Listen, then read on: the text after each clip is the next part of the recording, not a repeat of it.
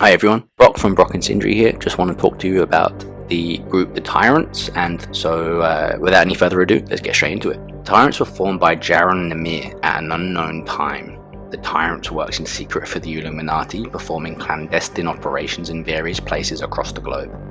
Debar explains that they are similar to the Icarus effect, a social phenomenon where, to maintain stability, society eliminates individuals who excel too far before the public is ready to accept radical advancement.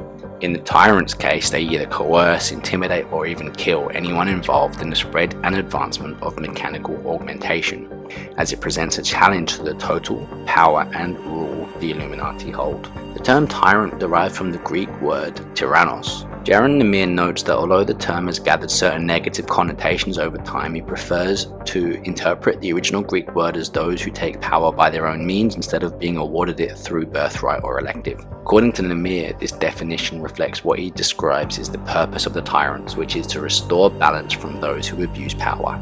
Although the tyrants sometimes operate in secret, for more important operations they may openly kill people in public, and the Illuminati will use their influence to cover it up. In 2026, the tyrants conduct the assassination of Caden Global CEO Garrett Dansky, which was framed on the Red Arrow Triad. During this mission, Tyrants member Joe Wexler is killed by Anna Kelso, prompting Nemir to recruit Ben Saxon as his replacement. In 2027, Tyrants kill Secret Service agent Ron Temple, along with many of his friends in his own home. The Illuminati used their influence to frame Anna Kelso for the attack. Later in the same year, the Tyrants attack Sarif Industries headquarters in order to abduct Megan Reed to prevent her from going public with groundbreaking discoveries in augmentation research. During the attack, the Tyrants severely injure Sarif Industries head of security Adam Jensen.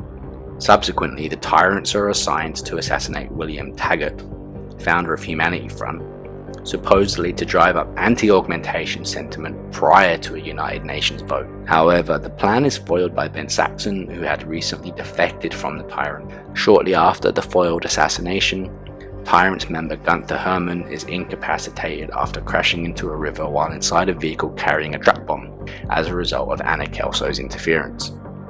The Tyrants meet their demise at the hands of Adam Jensen, who becomes an augmented agent after recovering from the Sarif headquarters attack.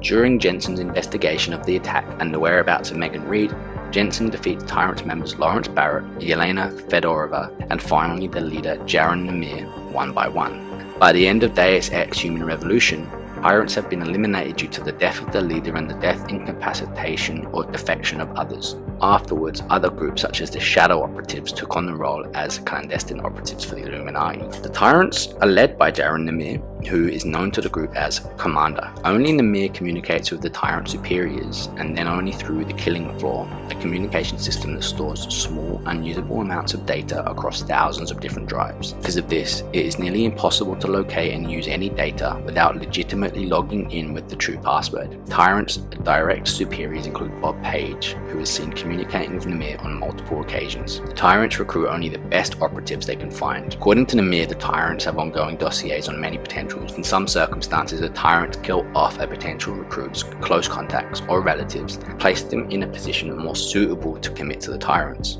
For example, the Tyrants killed the wife of Joe Wexler so that he would commit to the group, and later, in order to recruit Ben Saxon as his replacement, the Tyrants orchestrated the failure of Operation Rainbird to sever Saxon from his unit. The Tyrants are paid handsomely and have access to cutting-edge weapons and augmentations, along with Praxis software for the augmentation. The Tyrants also have their own private airplane.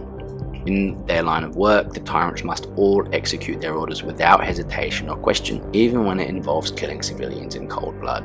Let's take a look at some of the members of the group. So we start with Jaron Nemir, callsign Silver. Leader of the group, Jaron gives mission objectives to the other members and leads most operations. He possesses an augmented musculature system and right retinal prosthesis. Jaron somehow manages a double life, both as a black ops soldier and as a peaceful family man at home. He is eventually killed by Adam Jensen under the Omega Ranch in Singapore.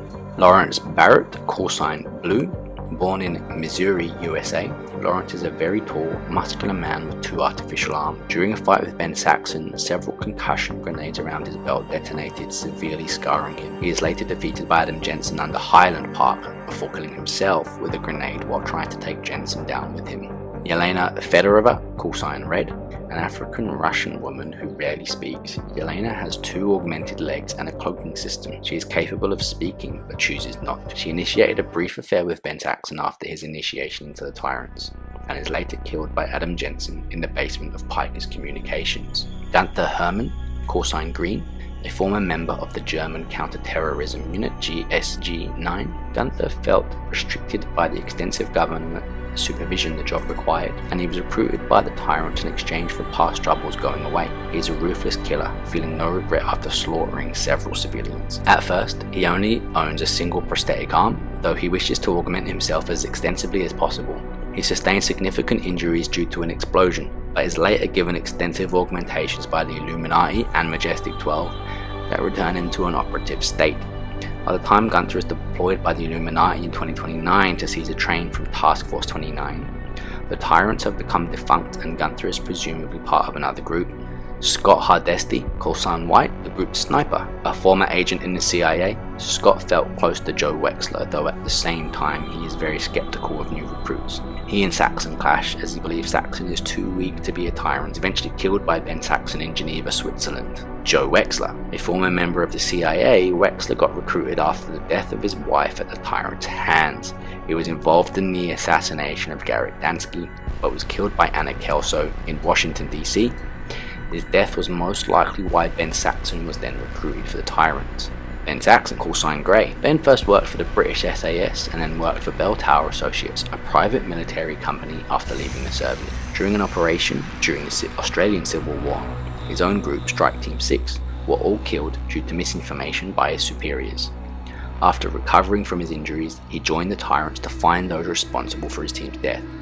Jaron Namir clearly stated that Saxon was recruited because of his code of honor and the balance it would apply to the Tyrants. Defects from the Tyrants and joins the Juggernaut Collective after discovering that the Tyrants were the ones responsible for the deaths of his team in Bell Tower. Sam Duarte, Saxon's former Strike Team 6 comrade who became his Tyrant replacement. He assassinates a World Health Organization investigator while Saxon was trying to warn him of the danger. He hesitates to shoot Saxon, both being surprised to find the other has survived, before being forced to exfiltrate due to the investigators' guards closing in on the room. He later appears alongside Namir during a debrief of Bob Page, promising to kill Saxon the next time they meet. Does not appear in official Deus Ex media after the events of Deus Ex The Fall. However, unreleased content found in game files indicates that a confrontation between him and Ben Saxon was planned for the story after the ending of The Fall. And we'll finish off with one piece of trivia, that within the Greek mythology analogy that informs most of the Deus Ex series, the Tyrants are intended to represent the Minotaur guarding the labyrinth. That this is alluded to as all of the Tyrants wear things like septum rings or bull belt buckles, as a bull possibly would. And that's pretty much everything that I've got on the Tyrants as a group. We went a little bit into some of the individual members, and we'll do separate videos to explore them on a slightly deeper level at a later date. But let me know what you think of the Tyrants. I think they were quite a good foil in particularly Human Revolution, as at this point the Illuminati's kind of impact was just being alluded to, and instead of having this sort of ghost shadow enemy, it actually gave Jensen 3 particular boss fights and people to go after. I particularly liked Elena the Federator and Jaron Namir's boss fight, as they both took me by surprise. The first one being in Piker's Communications, talking to Eliza Kassan as an AI, and then suddenly surprising you out of nowhere. And then Jaron Namir when you finally come across Zhao Yunru for the second time, and they're all these sort of like muscle human models, and it turns out that Jaron Namir is actually one of them. It's pretty awesome. Anyway, let me know what you think, and I look forward to seeing you guys in the next lore videos.